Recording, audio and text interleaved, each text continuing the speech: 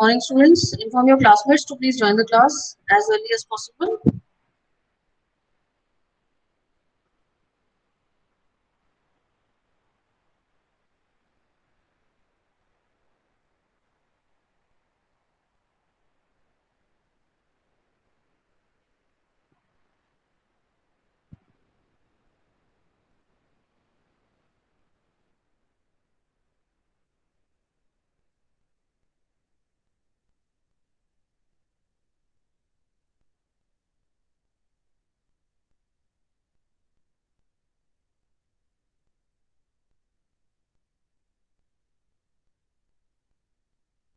And those who are there in the class, they're requested to put up their numbers and names.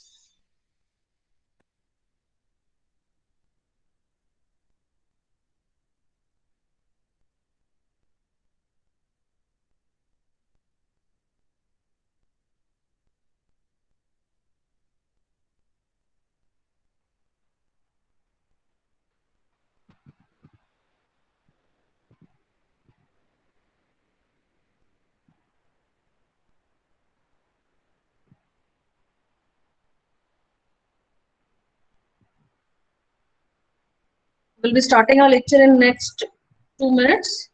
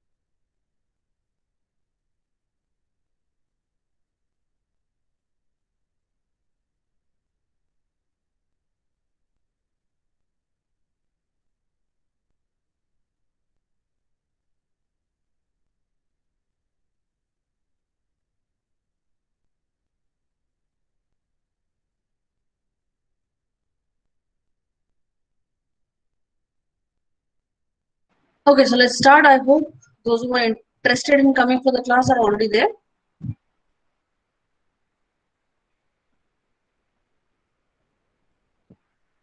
In our last session, we have been through the computation of GDP and JNP. So what we'll do today is, I'll just take you back over there so that we can understand what we have already done, and then we'll move ahead towards other concepts, that is national income, disposable income, personal income, and all those things. Okay? Right.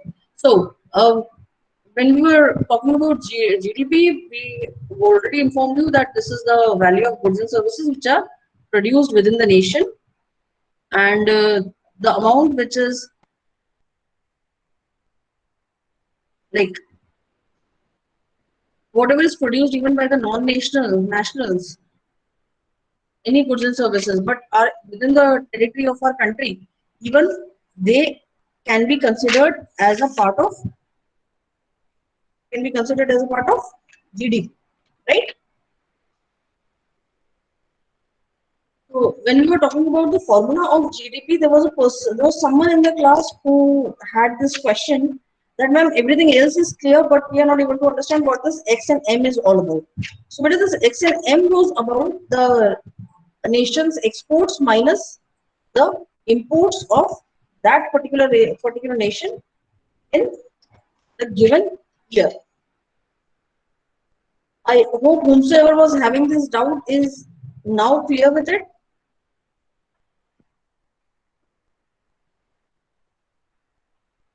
Then we were talking about this GNP. Now, what is GNP? This is a gross national product, and this is something which is used in order to make policies and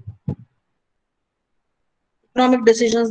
Here, the concept of GNP is definitely somewhat very similar to GDP, but there is a significant difference. And what is the significance difference over here?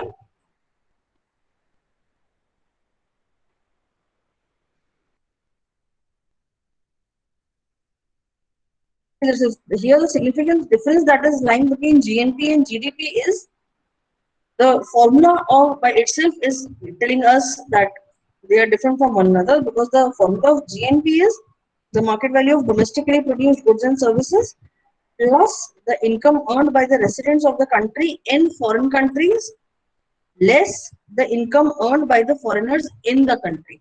That is, anything which is earned by the foreigner in our native land will not be included in GNP. Whereas whatever is earned by our people, that is the residents of India, outside the nation will be included in GNP.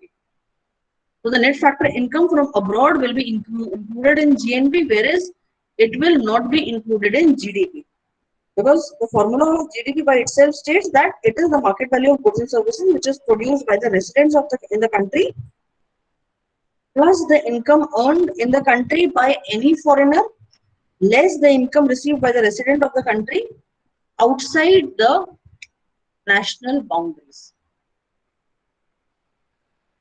So in GNP, we are including the this net product income, or we can say the net factor income from abroad, whereas in GDP we do not include it.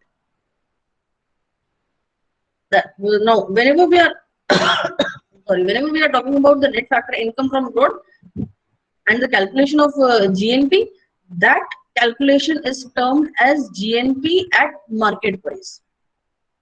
Whenever we want to calculate the GNP at market price, the formula will be GDP at market price plus net factor income from abroad. Okay? Are we clear with what is the net factor income? The net factor income is the difference between the factor income received from abroad by the resident of India less the amount which is paid by an Indian to the foreign resident for the factor services received by them. That is what net factor income is all about. So with this, we'll move towards NDP. Now, what is NDP? This is again one of the most important concepts of national income, and the name which is being given to this is net domestic product. Are you aware of net domestic product?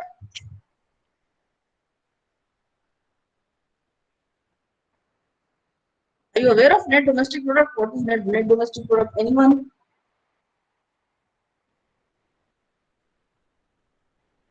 Okay, what is it?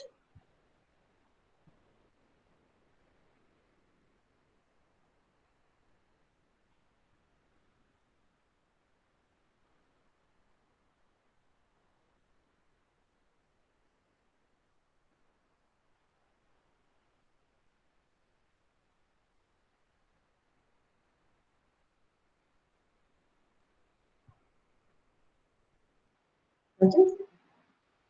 Okay, now when we are talking about NDP, this is the production of GDP of the year that we consume or use. Fixed capital also. So the capital goods like machinery and building will wear out, or there will be a fall in the value because of the consumption of these articles. This is something which we are not including or which we are not excluding from GDP. We are just talking about goods and services. But someone is making those goods and services, and in order to manufacture these goods and services, something is being utilized. So what is NDP? The consumption of these good this fixed assets and the fall in their value due to the wear and tear can be termed as depreciation. Now, what is GDP? GDP is sorry, what is NDP? NDP is GDP less depreciation.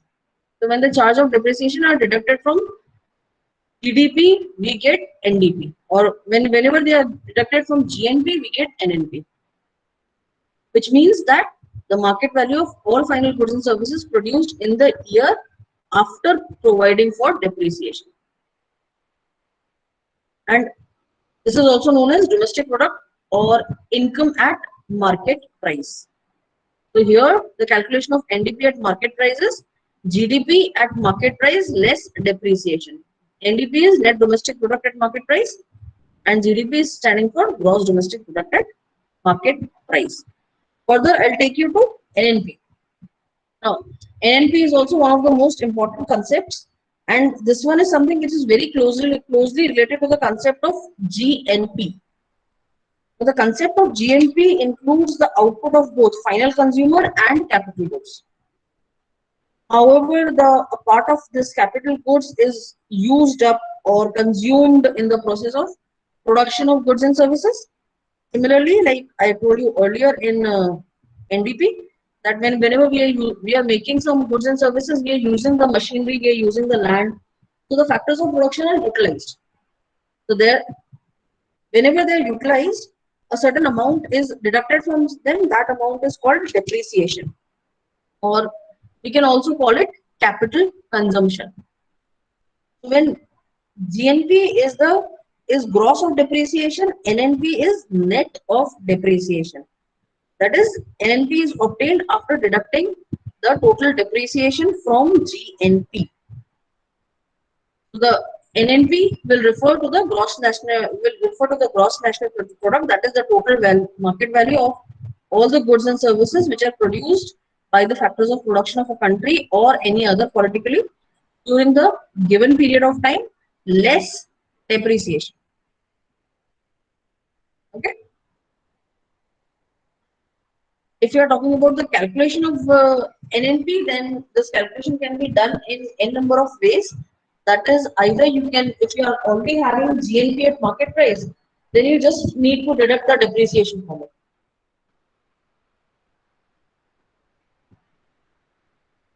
But in case you are not having this GNP at market price, then what you have to do is you have to calculate what is the consumption, what is the income, what is the government taxes, what is the net domestic product, or we can say what is the net income from factors, not net domestic product, what is the net income from factors, and then we'll come to you'll have to add NFIA and less depreciation.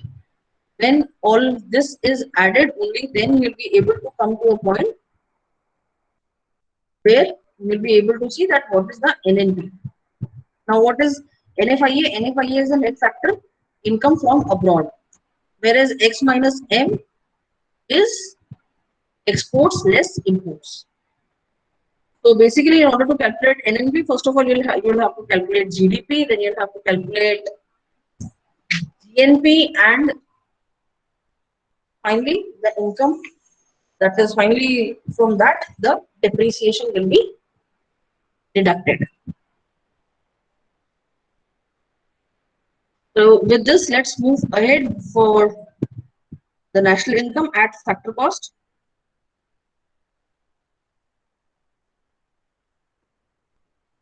Now, what is the national income? Anyone can tell me that?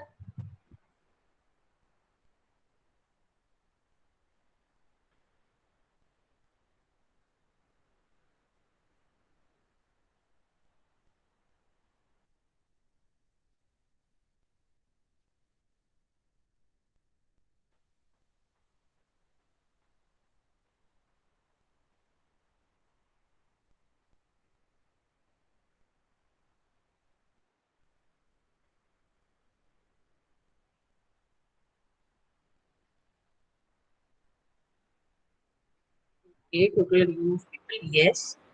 So And national which is earned by lane labor, by the factor of production, lane labor, capital, entrepreneur.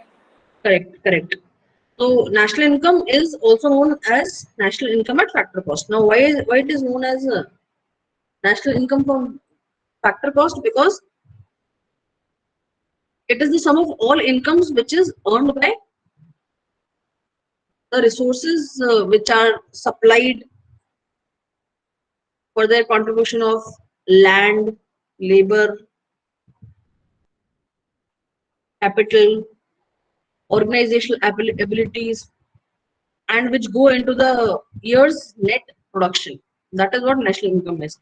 That is the income which is earned by the supplier by in order for supplying the factors of production. So the sum of the income which is received by the factors of production in the form of rent, wages, interest, and profit is called national income.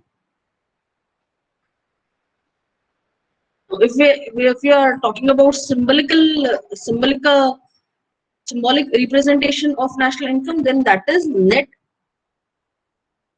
national product plus subsidies, that is a transfer payment which is provided by the government, as we have already had a word in circular flow of income, less indirect taxes, or it can be GNP minus depreciation, which is again NNP, plus subsidies minus indirect taxes. Basically, what happens with national income is NNP plus subsidies minus indirect taxes in each and every way. Are we clear with that? The value of all final goods and services produced by the residents of the country in an year is not national income.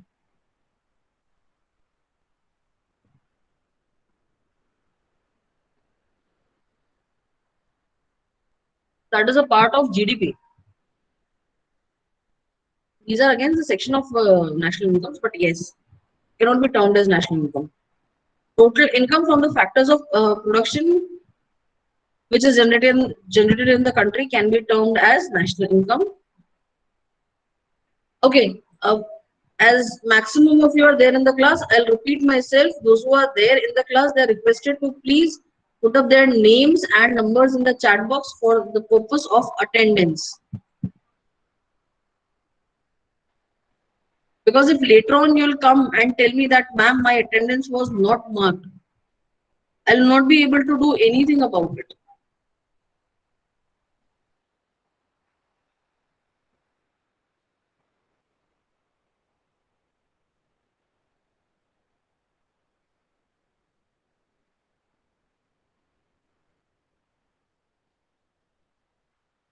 Okay, with this, let's move to the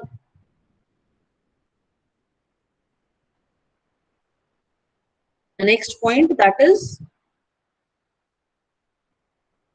personal income. Now, what is this personal income? Personal income is something which can be defined as the sum of all kinds of income which are received by an individual from all the sources of income. This will include wages, salaries, fees, commission, bonus, fringe benefits, dividends, then interest earnings, earnings from self-employment, then the transfer incomes like pension, family allowances, unemployment allowances, sickness allowances, old age benefits, social security benefits. So the personal income, not only this, it will also include the income earned through any means. That is, if you have earned an income through cheating, smuggling, theft, or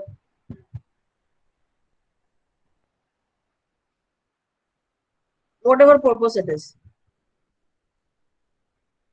for the at least for the taxation purpose, then that income will be included in personal income.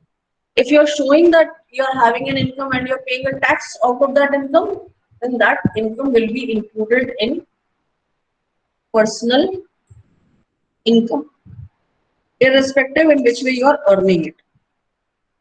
Okay. So now when we are talking about this personal income, then how can we calculate personal income? Basically, it is the total money which is received by an individual or an household of the country from all possible sources before tax, because we are telling our personal income for the tax purpose only. So the calculation can be personal income is equal to the national income less corporate income tax, less undistributed corporate profits, less social security contribution, plus transfer payments, because all the transfer payments are added to personal income. With this, we are also having one more concept that is called personal income and NNPs. Now, why am I talking about this NNP wala concept? Because it is very important to know that the sum of personal income is not exactly same as NNP. It is not exactly same as the net national product. Now, what is the reason behind it? The reason is that it excludes certain items which are included in personal income, and NNP includes certain items which are not included in personal income. Now, what are they? NNP does not include items like transfer payments for social security benefits, pensions, old age allowances, and any other benefits. Whereas, on the contrary, it does include undistributed profits for private companies, surplus of public undertakings, then rentals of public properties. So, NNP can be measured by making some additions to the personal income. Like we can state NNP when we are talking about personal income, we can state the net national product as personal income plus UDP plus SPU plus RRP. Now, what is this UDP, SPU, RRP? UDP is undistributed company profits. In order to calculate NNP, what we'll do, we'll add undistributed company profits, we'll add surplus public undertakings, that is social security contribution, and we will add the rentals of public properties. That everything will be added in an NNP. Whereas if you want to calculate our personal income only, then what we'll do, will minus the income tax, the undistributed profits, the social security deposits from the national income, and we will add transfer payments, because transfer payments is generally not shown in net national product. Okay. So with this, we'll move forward to disposable income. Now, what is disposable income? Well, you'll say that personal income is always disposable income. Is that so? Is personal income your disposable income? No. Why it is not disposable income? Because disposable income is the income which is left with an individual after paying all the taxes. This is the income which you can actually spend on the requirements that you are having. So how will you calculate disposable income? The calculation of disposable income is personal income less direct taxes. Or for the, if you are talking about the consumption approach, then disposable income is consumption expenditure plus savings. So the amount which is in your pocket after all the expenditures of government sector are paid, that can be termed as disposable income. That like there are chances a person might be earning 6 lakh per year, but that is not his disposable income. Why? Because he has to pay certain taxes out. So the income which stays in his or her hand after the payment of these taxes can be termed as the disposable income for that individual, which will definitely be 10% less.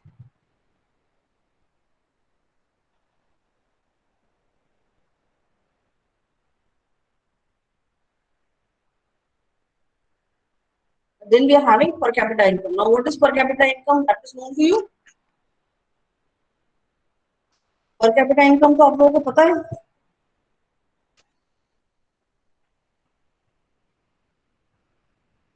Per person income.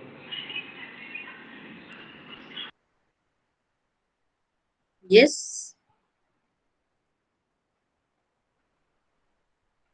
Yes, DI is only for individuals, not for firms.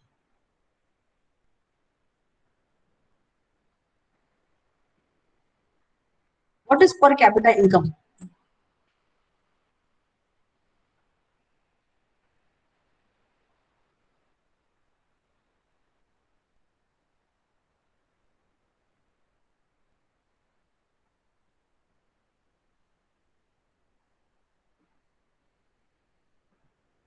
Exactly. The total income which is earned by the individuals of of a country divided by the total national population. That is what per capita income is. Symbolically and non-symbolically, this is the only way you can understand per capita income. Now, once we are done with these concepts of national income, there are certain methods through which we can measure national income.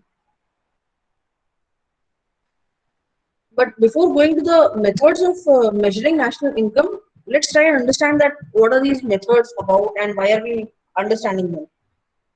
Because as we have given great importance to national income estimates, they are basically they're an indispensable task of the government. However, estimating national income is an extremely complicated task. You have to check what is the total income of each and every individual in the country, and then you have to calculate it. So basically, not only complicated, this is also a gigantic task.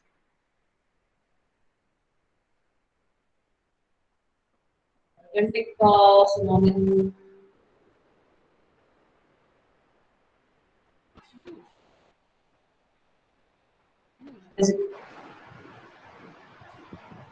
now the reason is that the process of income generation that we are having in the modern economy is very complex. People are getting income from n number of sources.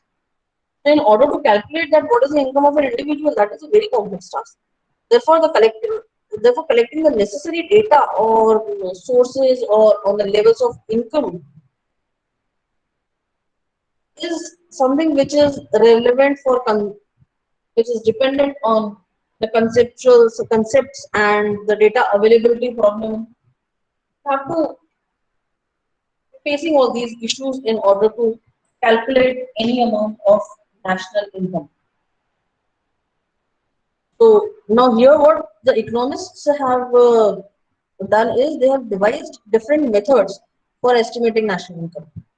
The basic approach of measuring this national income is you can measure it in two kinds of flows which are generated by the economic activities of the people who are staying in a particular country. So now those flows can be termed as product flow or money flow.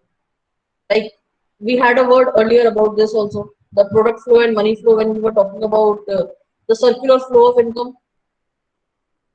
Then the factors of production are flowing to the firm and in return the goods and services are flowing back to the household. That is product flow. Whereas when the money is flowing from the firm to the household and when the money is flowing back from the household to the firm, that is money flow. Now, first of all, this product flow is something which cannot be looked from any other angle other than product. But the money flow can be looked from two different angles. That is the money flow for factor payments and the money flow for the payments of goods and services. This is saying the same thing that I've told you right now. This is something which we referred in circular flow of income. Am I right?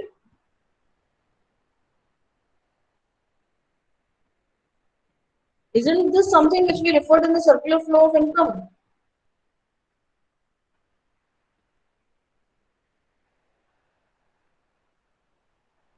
Yes, no, pata nahi, I'm not getting any advice.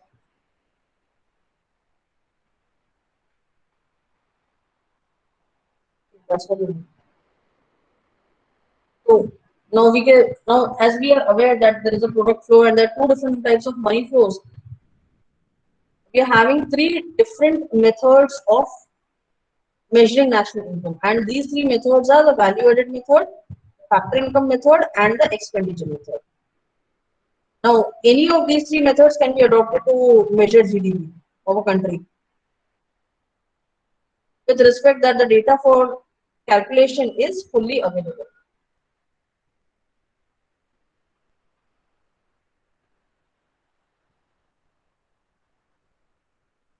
Okay, so all these methods are in fact they're used to measure GDP, and they are used to estimate the GDP, which is later on adjusted, and we are having the GNP. The three methods for measuring GDP based on three approaches are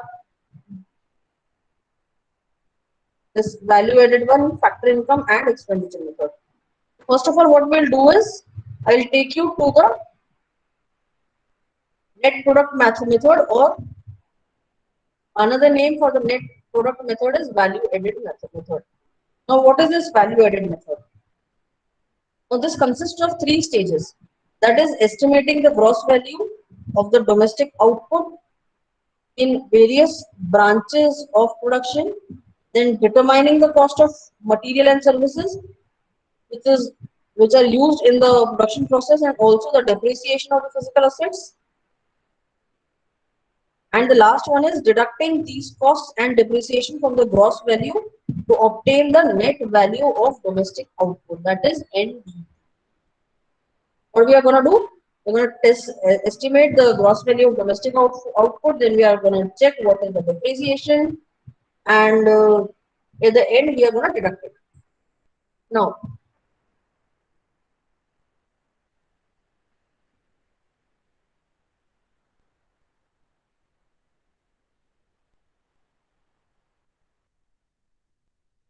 the first thing that comes into existence is measuring the gross value. But we already know how we'll measure the gross value. We already know how we'll calculate the depreciation. So we'll cut that crap and directly come to the value added method, in which it is clearly stated that this is the method which is used to measure the national income in different phases of production in the circular flow. And it shows that on every level there is a of producing something, a value is added, because every individual enterprise will add certain value to the product which it is purchasing from any other firm as raw material or intermediate goods. Now, when value is added by each and every firm, it is summed up, and thus we get the concept of value added for national income. Now, what value added refers to is the addition of the value to the raw material by the firm during the production activities. This is basically a contribution of the enterprise to the current flow of goods and services, and it should be calculated at the difference between the value of output and the value of intermediate consumption. So, when we are talking about the value added, the concept of value added, then it is the value of output less intermediate consumption on the product.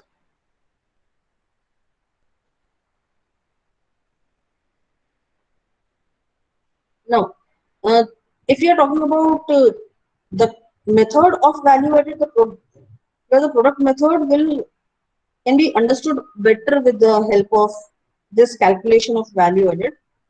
Why? Because the net product method, there are some serious problems which are confronted most of the times, and one of those serious problems is double accounting, or we can say double counting of the same product. Why so? Because whenever the value is added to the product and you keep on counting that product again and again from raw material to the final good, this problem of double counting can be done. Whereas with the help of this value added method, this problem of double counting can be foregone with, because we are aware that what was the cost of the intermediate consumption and what is the value of output. Like here we are having an example of the value added at factor cost. They are saying that the market value of output is 155, whereas the cost of intermediate good was 80 rupees, less depreciation, less indirect taxes. So the net value which was added to the factor cost is 16. Now the cost of intermediate good is the cost of raw material. After deducting the cost of raw material from the market value, we are getting profits, that is gross profit. From gross profit, we'll deduct depreciation and taxes. So we'll get that the total value which was added to the product was this. Moreover, I'll also give you one more example to this. Like we are having breads, we are having wheat. Now let's take an example that for any flour company, wheat is the final product, but at the same time, this wheat is raw material for something uh, for for an for the people who are farmers, wheat is a final product. But if the company is into this flour making, wheat will be their raw material. Now, wheat is the final product for the this flour is the final product for the atta making company. Whereas for the company who are making breads or biscuits, flour is an intermediate product. Now, and bread is the final product.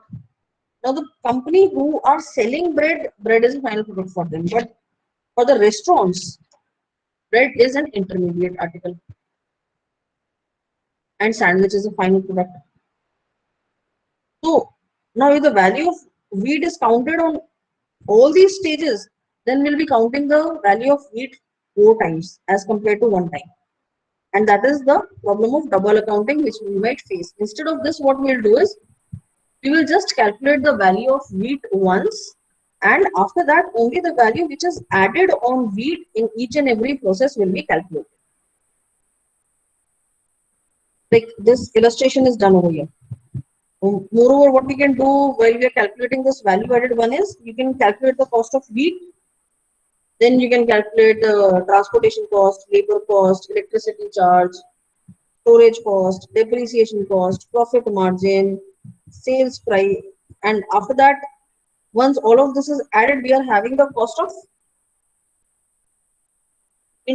this intermediate wheat. That when wheat was treated as an intermediate article, this was the cost. And I'll give you a very clear-cut example over here. Let's consider that the cost of a quintal of wheat is 1,000 rupees.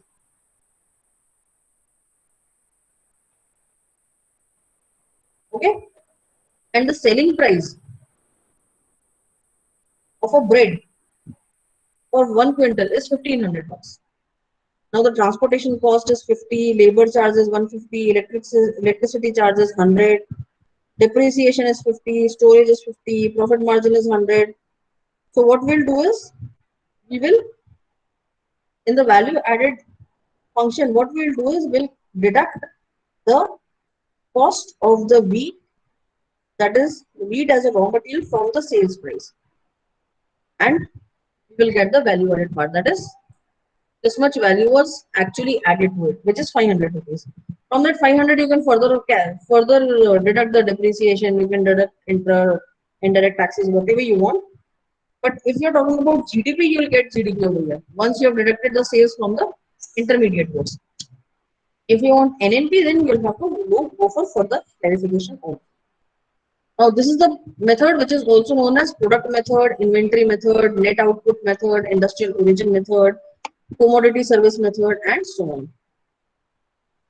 Now, the next method which is there in order to calculate the national income is income method, or we can say the factor income method. Now, what is this factor income method? This is the method which is also known as factor share method. In this, the national income is equal to the income which is occurring from basic factors of production used in producing the national products. That is, whatever income you are occurring from the factors of production is taken into consideration over here. Traditionally, the factors of production were categorized as land, labor, capital, and entrepreneurship. So accordingly, the national income is treated as the sum of factor payments, which is rent, wages, profits, and interest. So here we can say that whenever we are calculating the national income, that is GDP is equal to rent plus wages plus interest plus profit less depreciation. Here the depreciation, less depreciation, or you can even go for this new formula which is stating that when we are calculating the national income through the formula, it is the compensation of the employees, which includes wages and salaries, both in cash and kind, as well as employers' contribution fund to the social security scheme. Then the rent or royalty, interest, dividends, undistributed profits, corporate income tax, and income of self-employed. Everything is included in national income. In order to understand this in a better way, let's go through the chart which is in front of you. Like in modern economy, it is difficult to distinguish between earnings from land and capital. Some of the times it is very difficult to understand that what is what. And now for this purpose, we have to estimate the national income. Like the factors of production, in order to calculate the national income, these are the two things, that is labor and capital, which we cannot segregate.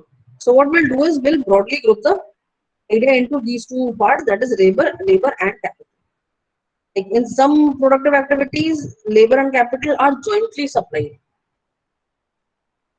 So for everything else in which these two articles are differently supplied, we will take them as subheads, that is labor income, capital income. But when they are non-dividable, in that case, we will use the term that is mixed income, and we cannot separate the income of one from another. Whenever we are calculating the this national income through factor income method, we will take this income under three heads, that is labor income, capital income, and mixed income. Mixed income only when the two cannot be separated from one another. Now, what all will be included in labor income? Wages and salary paid to the residents of the country, then supplementary labor incomes, which include employers' contribution to the social security and employee welfare, then direct pension payments to the retired people, then anything which is paid in kind, that will also be included. Transfer payments to old people, then service grants, compensation to the war affected people, everything will be included in, sorry, this transfer payments will not be included in labor income. Only something which is earned by the people by on their self will be included in it.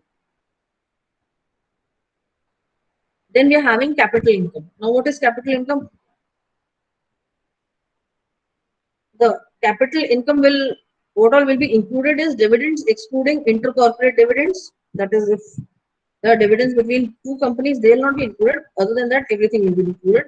Undistributed before tax profit of the corporation, interest on bonds, mortgages, and saving deposits. Then interest earned by insurance companies and credited to the insurance policy reserve. The net interest paid by the commercial banks. Net rents from land building, including rent from the owner's occupied dwelling, royalties, profits of the government enterprise. Everything will be included in capital income. Now, the data for the first two items are obtained mostly in the books of accounts, which people are submitting to the income tax for taxation purpose. So we can get the data from there. But there are some adjustments in the data, that is some additions, some deductions which are to be made in the assessment of profit, like excessive allowance of depreciation, if any, made by the authorities, that is to be deducted. Then the elimination of capital gains and losses, because these items do not reflect the change in the current output, they will be removed. Then the elimination of under or overvaluation of inventories in the books value, that is to be rectified. After making these rectifications, we can actually come to the factor income. No, the incomes which will be included, which can be considered as mixed income, are like farmers' enterprise, sole proprietary firms, professionals. They are having mixed income. Why? Because the labor and capital income cannot be segregated from one another. Last method is the expenditure method, but that we'll consider in the next lecture. For now, I'll stop over here. And I hope all of you have marked your attendance for today's lecture.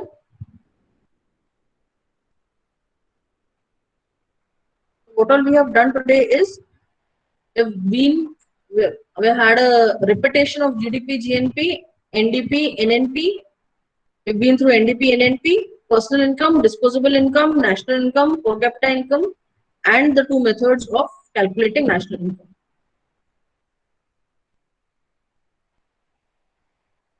I hope all of you are clear with that. If anyone is having any doubt, they are requested to please put up the question.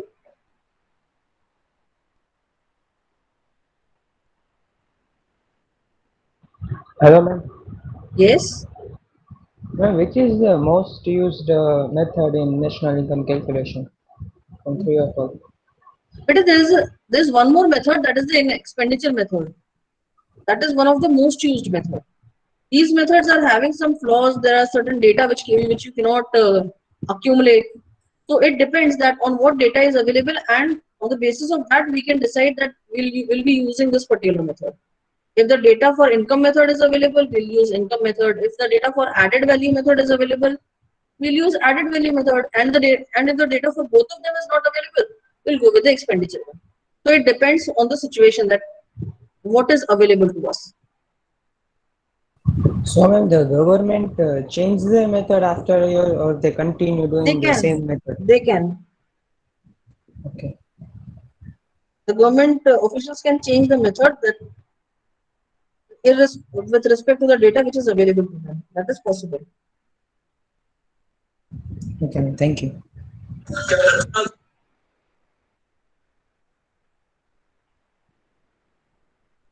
I hope anyone else is not having any doubt. Okay, so those who have made an entry for their roll number and names, and they are not having any doubt regarding anything from the entire lecture, they can leave. Thank you.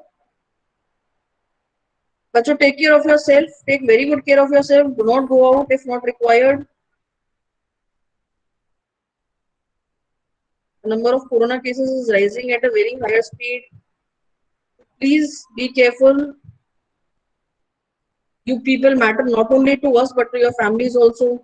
अपना ध्यान रखो, बाहर मत जाओ, because your immunity can be very good, but whatever you'll get will come back home. और घर पे हो सकता है किसी की immunity इतनी अच्छी ना हो. So just for the benefit of others, try to remain at home.